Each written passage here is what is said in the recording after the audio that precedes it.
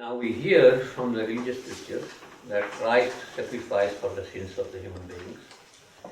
And then, so also Buddha sacrificed himself to the enlightenment of human beings. And so also Krishna sacrificed himself for the freedom of human beings, the love of human beings. So all the incarnations who came sacrificed themselves for the good of the human race. But still we are not good. Why we are not good? Why they have sacrificed? Even the sacrifice of the incarnations was in vain. We are not good. Why you are not good? We must think that whether we are really not good or we think we are not good. And then follow the thought. We are really ignorant of ourselves, in a sense. So see the evolution that took place, all the religious scriptures say that God created all those things. And therefore, He is all those things. Oh, creation is God. So therefore, when you create something out of nothing, because the energy of the God is in everything, so God created all these things. That's what you call the evolution. So God, who is a being, became a becoming process. In that becoming process, He created all these varieties. It may be for His amusement, and we may be just a seal on that vastness of God. We are seals on the vastness of God. And God is a seal on the limit of the human beings. God is also a seal. So there is a Buddhist saying that the formless, the form is the seal of the formless, and formless is the seal of the form. See, like that, God is the seal of the creation, and creation is the seal of God. You know what a seal means? You understand? Yeah, right? So God is the seal of. See, we are sealed in God. And God is sealed in us. So it's the question of evolution, how the sacrifice took place. Now when the last time we talked about compassion, and in that I gave a lot of hints about the split in the unity itself, or the split occurs in the unity itself, because there is a thought of creation and the energy behind it, and it was so forceful that there had to be a split to create. So there is the unity was split into two, so that the creation can take place. Because in creation, what happens? One energy has to flow to the other, and then only the creation can take place. Otherwise, not. So from one split, the energy should flow into the other splits, and then the creation takes place. That inspires it, and that is considered to be the original sacrifice of God, who created all those things, because He sacrificed Himself, His calmness, His coolness, and His equanimity, and all these things He sacrificed to make us chaotic. See, so anything that is created becomes chaotic. You must know that. Anything that is created becomes chaotic. Okay. So this is the process of evolution. You come from no thingness to things. Right? And one thing and then multiplicity of things. So you come from no thingness to thingness. Thingness. So that's the process of evolution. And then what happens when God created all those things out of clay, or whatever the Indians say, out of clay, lila, and the Christians say out of compassion for human beings. But the creation itself, it may not be a compassion in that sense. It is a compassion that actually, which was residing in the unity, and when it split, became two, then the compassion became little less in the created and remained the same in the creator. You see, that's what it is, became less in the creation. And therefore we are not compassionate in a sense. Now this is the course of evolution. Evolution that took place from, you don't know when it took place. We can say, how many numbers we can count? Some billions, trillions. After that what? Google's. After that zero actually, zero. Then you go to zero. Nothing else is there afterwards.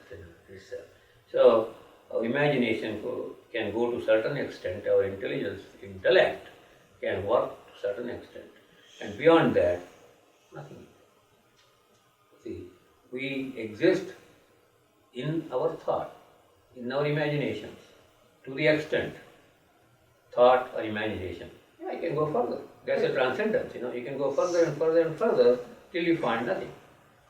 See, till you lose yourself totally. That's what it is. And when this evolution is not, it's just not just coming out, it's also going in. See, it's also involution. See, when the energy flows, when it goes from one to the other, it has to come back. It has to bounce back. So it has to come back. So all this creation has to go back again in the process. It makes sense, right? It has to. Anything is the same thing. Now see, because when you say about water, about ice, about steam, whatever the form they are in, it's all water as a matter of fact. Right? It is H2O. Even ice is H2O. Right? Science has given us some nice clues. Ice is H2O.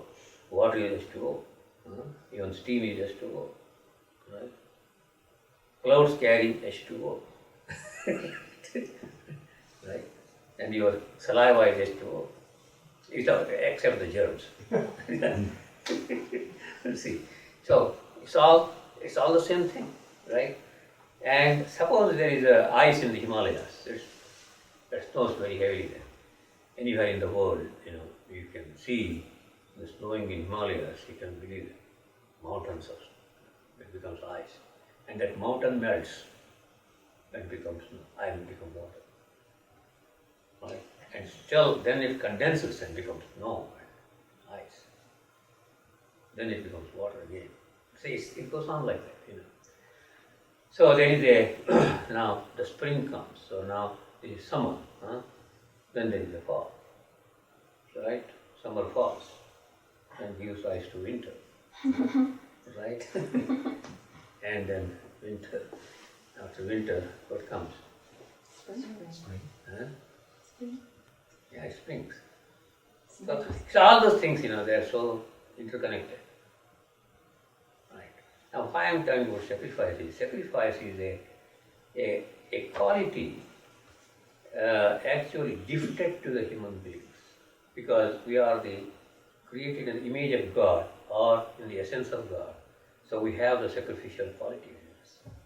If everybody has that quality of sacrifice, then the whole world will be very smooth and nice. There is no richness or poverty. There is no shortage anywhere. So everybody sacrificed for everything, right? Now I'll tell you a story. It's a very beautiful story from Morocco. See, there was a hunter called Hailabu, and he was a great hunter. He used to share everything he brought home. He would share with people. Right? So he was very kind. Those people, which were very popular with people. And he would go to help others all the time. He used to do it. One day, he went for hunting. Went deep in the woods, and Then he saw a white snake coiled, just, and he thought, I should not disturb the snake, he's sleeping. I should not disturb the snake. So he tiptoed. The snake. But at that time, an eagle, it's a stork actually, swooped and took out this snake. And the snake cried, please help me, help me, help me. Then he took his arrow and shot the stork. And it didn't hit, but the stork, swerved and the snake fell down. Okay.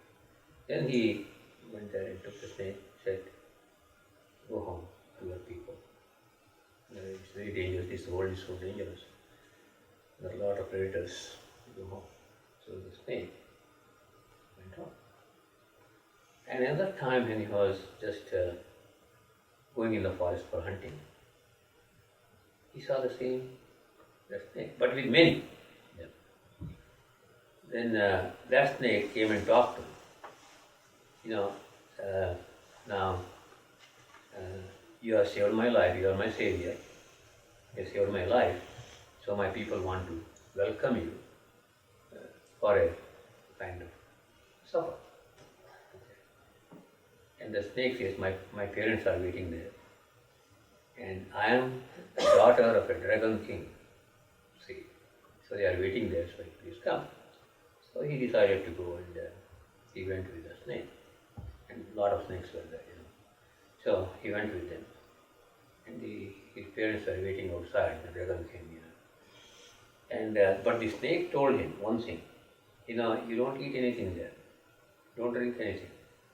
And as a gift, because you have saved my life, you can ask one thing, that my father has a precious stone in his mouth, and you can ask for it.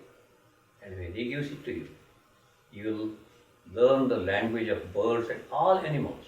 You will know what they think, you will know what they say, all those things you will know. And of course he said yes, okay. So he went in and they gave him some food, says, I don't want to eat food because I'm already full. Because we had mangoes and all those things, so it's full, see. And they're waiting for the king. And then the dragon king said, I have got so much, wealth here, all the diamonds and stones these serpents have. So he showed all the 108 rooms full of stones and precious stones. So he went through all those things. And he said, you can pick up anything you want. So Dragon King said, and because you have saved the life of my daughter, so you can pick up anything you want. So I went through all those. He didn't pick up anything. Then the Dragon King said, you see, I'm so embarrassed. You saved the life of my wife, I am grateful to you, so you have to take something from me. Then he says, I don't want anything else from this.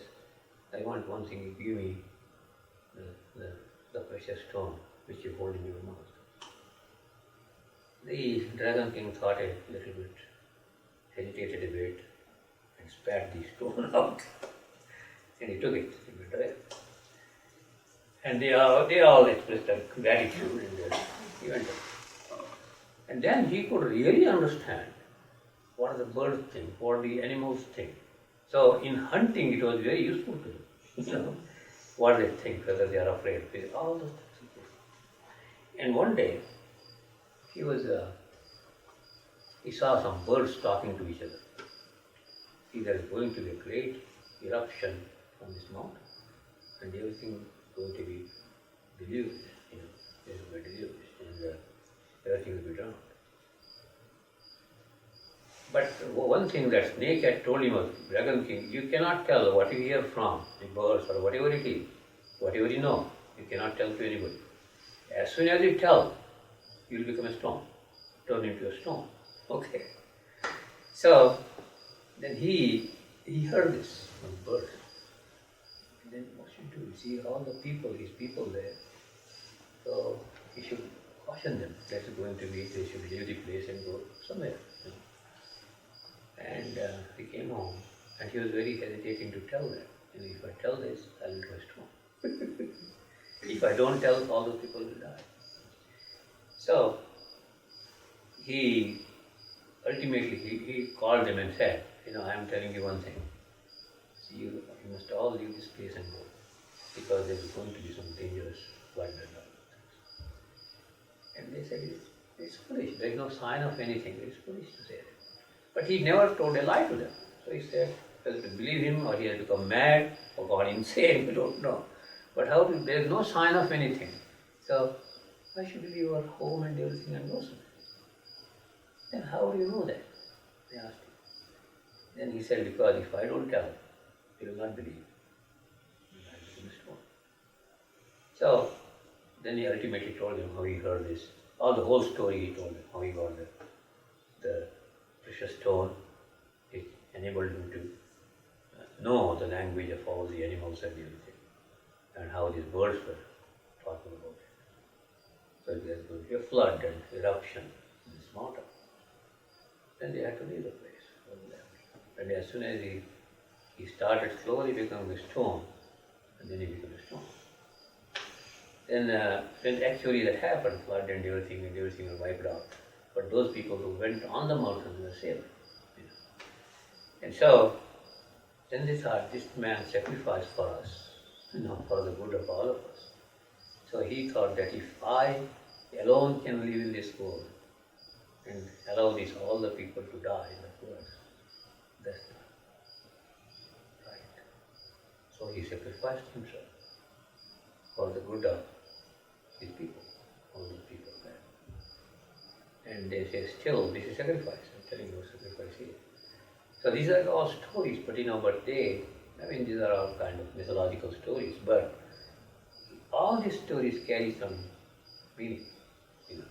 How it's not a sacrifice means you do not take a sword and cut off your head, or take a gun and shoot yourself. That's called suicide. That's not sacrifice. You see, so sacrifice is something that you do for the good of the mass.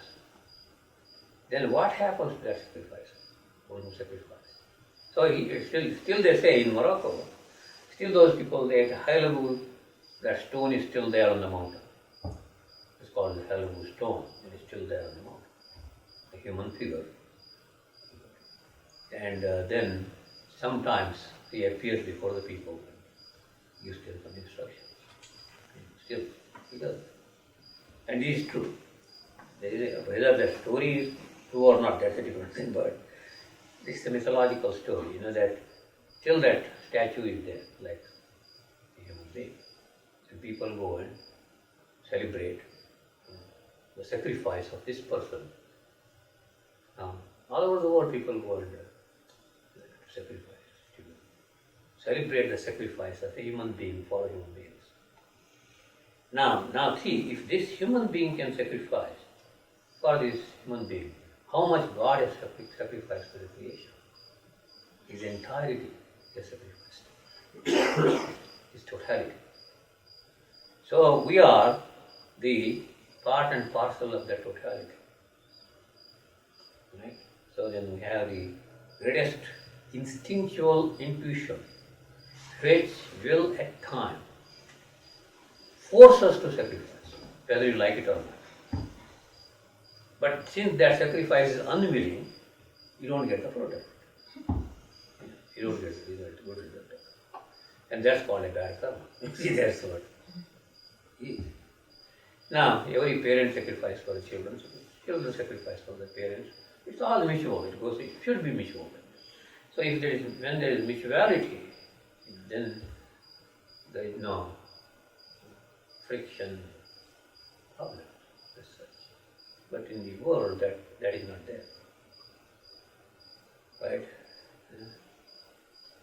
That is not there. Integrality is not there. So we have gone away from all these things, and we suffer because of that. Alright? I'll tell you another story. Today I'll tell stories. The grandpa should sit and tell stories, right?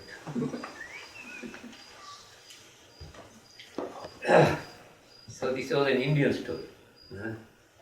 There was a king who was considered to be very kind, very charitable. He would give anything to someone in the north in real need, he would fulfill. And one day God wanted to test him. Okay. So God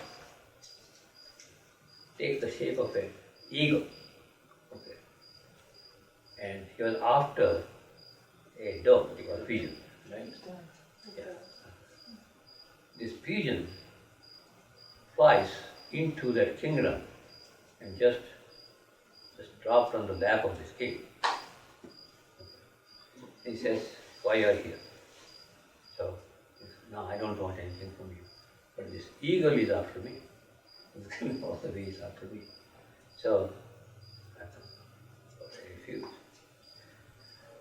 And the king said, okay, I will protect you. And he gave a promise that I will protect you. I can give all my kingdom and all those things, but I will protect you. I can lose everything, but I will protect you. So, he undertook to protect that small bird which people eat without any kind of kindness or any kind of compassion. Right? So, for the sake of that one bird, he is willing to give up everything because it has taken refuge. So, the king's duty is to protect that. Then this eagle comes swooping over this, and he said, I want that bird, it's my prey. That's my bird, it's my bird, I want that bird. Give that bird. He said, no, I have just promised the bird, I'll protect the bird. But you can take anything you want, the whole kingdom. But I can't give this bird, you just surrender. That's what God does, you surrender. Okay. He can't give you up anything else. So, there was a dialogue takes place between this eagle and the king, Ultimately that, he said, I am willing to give you everything except that bird. He's under protection. And the eagle said, that's my prey, that's my food. You are depriving me of my food. So you take anything you want to eat, you eat anything you want. You can eat a goat, you can eat anything you want, but not that bird. Well, ultimately that eagle says, okay, give me the flesh of your thigh where the bird is sitting and the weight of that bird. So much plus for the weight of that bird. So he said, okay, I'll do that. So he took his knife and they brought the weighing machine, So put the bird on one side and he cut off, the bird was so much, so how much it will weigh? So he cut off a piece of his thigh, his flesh from his thigh and put on the other side. It will not weigh, that is not sufficient. He cut off another piece and put. That didn't. Whole thigh he put on that. It didn't. So ultimately, he himself said, eat me the whole thing. Eat me all the way. So he was in the balance. Then the eagle says, I want to test you. How much sacrifice you can do. Of course, his thigh was restored and everything, that's a different. But see, that sacrifice has, see the intensity of sacrifice. It's so intense, right? And how, suppose you sacrifice, why I am telling you this story, we are afraid of sacrificing. If you really sacrifice, you will not be harmed. You will not be harmed. You will be restored to your totality. Right? So that's the beauty of sacrifice. Right? Yeah. So it is suffice. This much is suffice today. Sacrifice. This must suffice, right? So there are so many things, in mythology there are so many things which will really give a kind of clue to the human nature and clue to its essential nature of the human nature. Yeah. Right. Egypt told last time in that retreat the story of the Hopis. Right? What Hopis were? Hopis. Yeah, hope. So these are the things we must not be afraid of. So The one who has no fear succeeds always. In all circumstances. It may appear as though some calamity has fallen, and that's the end. No, that's the beginning of a glorious life. Right? Every sacrifice really, sincerely made, without having any kind of reservation inside, brings the glorious moment in life. So as the poet says, one crowded hour of glorious life is worth an age without a name. Right. So we must all aspire for one crowded hour of glorious life. Not 100 years of inglorious life. That's what the duty of the parents, duty of the children, duty of the society, duty of the rulers. Everybody is the duty of them. See, that's called honesty and sincerity. You become so simple and humble when you sacrifice.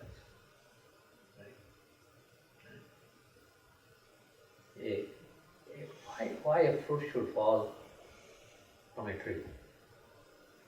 Because you can say scientifically it's a gravitational force. But unless it becomes ripe, even the gravitational force cannot pull it. And when it's ripe, it falls to the ground for someone who will use it. Otherwise it thinks, my life is in vain, being a fruit, if nobody eats. Even the worms can eat. So somebody should eat it, right? That's it. That's the sacrifice of the fruit. It is born for that sacrifice it offers. Everything, the grains, everything, anything you take, it's a sacrifice. Earth sacrifices a lot of things for our good. And we pollute it. Everything sacrifices for us. Because everything sacrifices for the sacrificer. And we have come out of that sacrifice. So why we have a fear of sacrifice? It's not, see, people have this kind of a wrong notion about sacrifice means giving one's life to them. That's not it. That's not true. Sacrifice is finished. Sacrificial goat, they say, right? No, that's not sacrifice. That's forceful killing of something. It's not sacrifice. Sacrifice is willingness, it's total willingness on the part of the sacrificer. And that is a glorious moment in life. Nothing else can be so glorious as sacrifice. Right, Richard? Yeah. You play with the life. Now it's a kind of sacrifice. All you people come here. It's a kind of sacrifice on your part.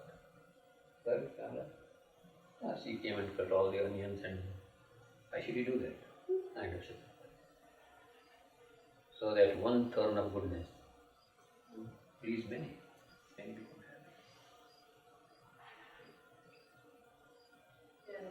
have. Sometimes they say women have a lot of compassion than men, you see. And that's true also. That's why it is so easy. It is a kind of genetic thing.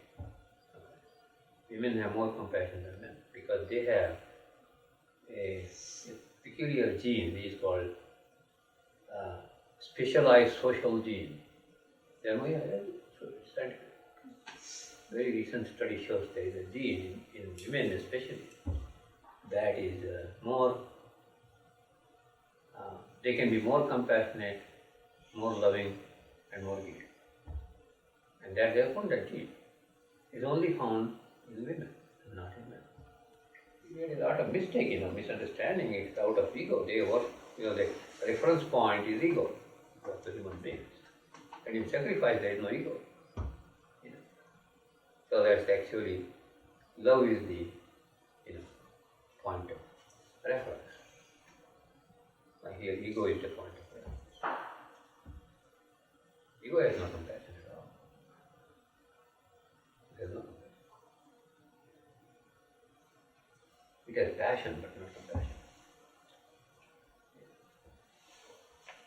Ego has lust and not love. It doesn't mean that it totally is devoid of it. It has a little bit, little bit, a tiny bit. Yeah, but that is a.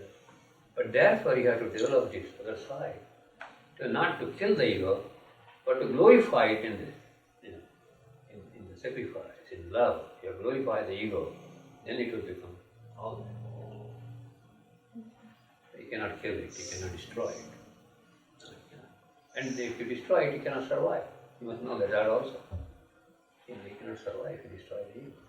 But you have to glorify it. The body doesn't survive, but something else survives. You survive. You survive the body. See, now what happens, it's not the knowing. Even they did not know who they were.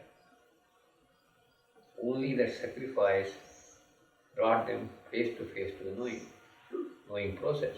And knowing is spirituality was not. Knowing is spirituality. Unless you see, you become a knowing entity, it cannot be spiritual. See, that's another thing. Right?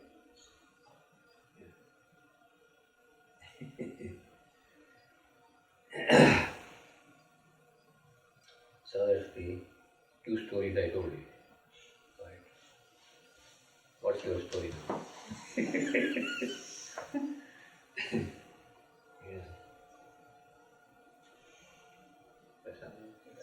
And it sounds like it's the willingness to sacrifice that begins right. the involution. Evolution is a sacrifice, involution is a sacrifice. Both. They both go together. What evolves is involved also.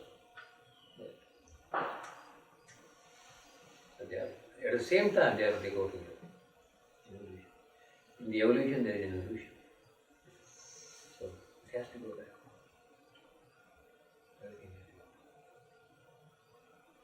Let the river flow into the ocean.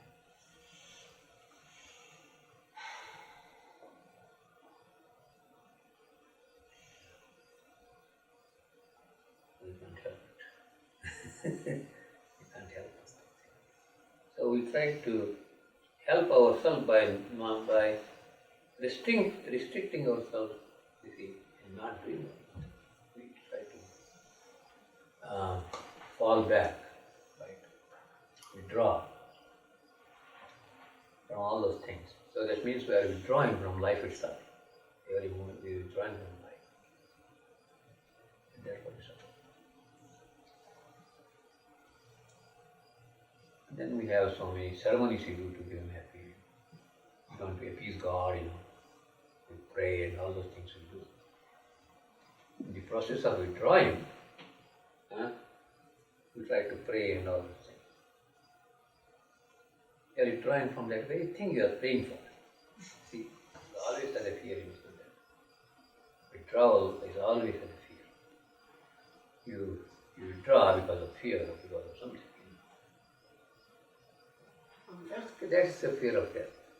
Yeah, that losing all those things. That's the fear, losing. I lose this. If I intend to sacrifice, I lose my life. That's what the meaning. Sacrifice means losing one's life.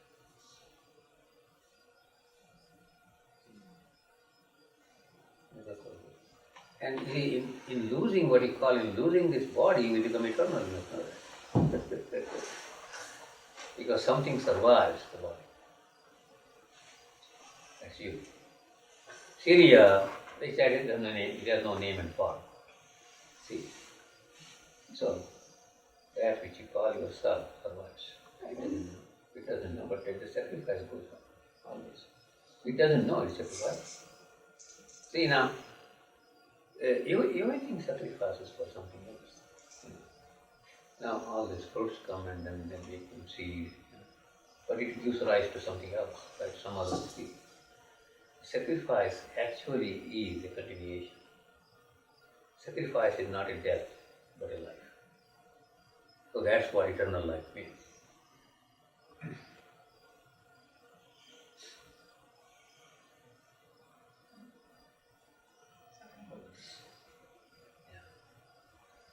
So we don't, actually we don't sacrifice in death. We always sacrifice in life.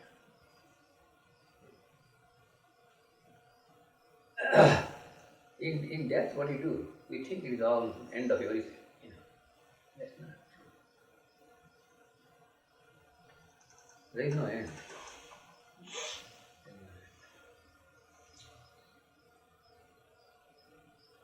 That's what did I tell you last time? There is a beautiful thing that the Jhan says when the beginning is complete, when the middle is reached.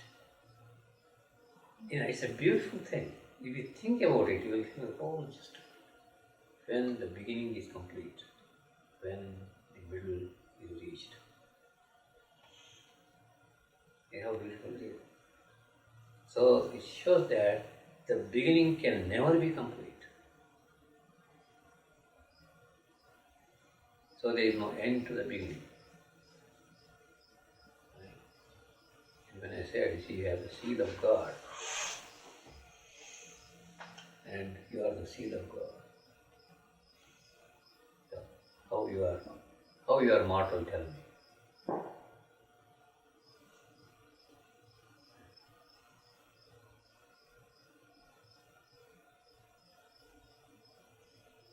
We just think like that. That's how the way of thinking. Our way of thinking is faulty. Who thinks? Tell me who thinks. Thought thinks? Thought thinks? What is a thought? Well, That's a stroke. Thought is not a stroke. If thought is a stroke, nobody will survive.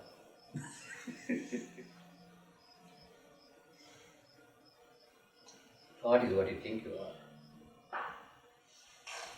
Beyond thought, you are immortal. You are not what you are, what you think you are. You are what you don't think you are.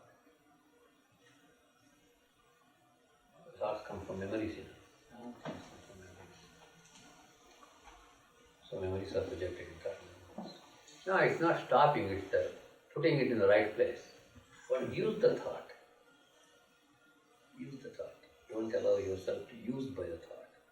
Use the thought. Right?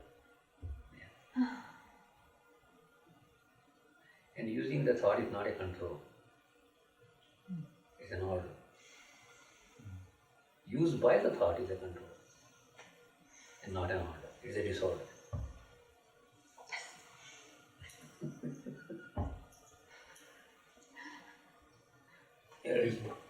Hercules. When he walks on the earth, it trembles. And Hercules walks on the earth, it trembles.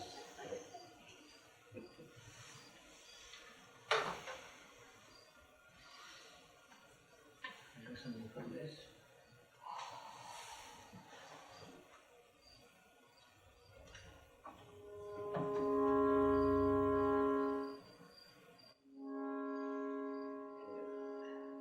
Whenever you sing, when you are graceful, you sing, and you will all be grateful, right? Gracefully grateful.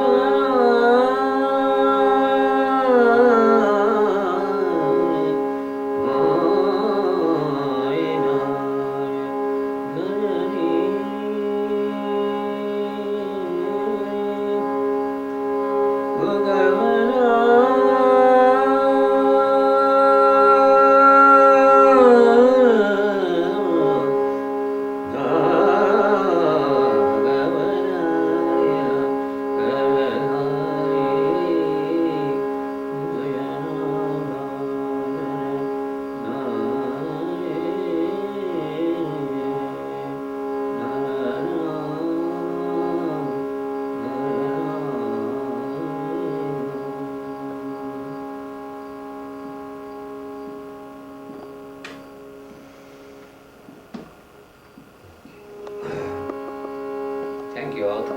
Fog, Yes. yes. Where is it? It's